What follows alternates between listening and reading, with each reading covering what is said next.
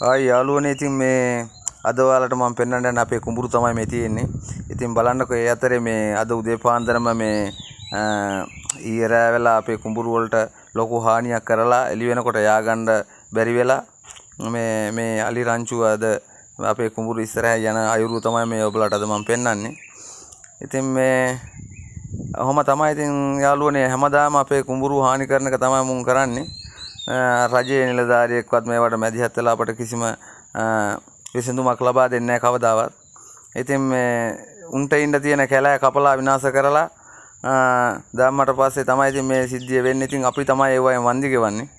ඉතින් යාළුවනේ ඔහොම තමයි අපේ හැමදාම අපේ ගොවිතැන් හානි කරන එක තමයි මුන් කරන්නේ. බලන්නකෝ යන අපූර්ව ඉතින් ලස්සනයි. අපටත් ඉතින් ඇත්තටම මේ මුන්ට කිසිම වරදක් කියන්න බෑ. ඉතින් අපේ මිනිස්සු විසින්ම කරපු දේවල් හින්දා තමයි අද අපි මේ වගේ ප්‍රශ්න වලට මුහුණ දෙන්නේ. ඉතින් යාළුවනේ ඉතින් මේ ඕගොල්ලෝ පොඩ්ඩක් හිතලා බලන්න.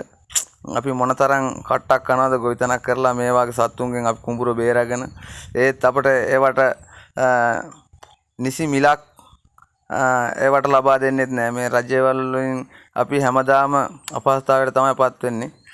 ඉතින් යාළුවනේ අය පස්සේ වෙන වීඩියෝ එකක් අරන් එන්න යාළුවනේ.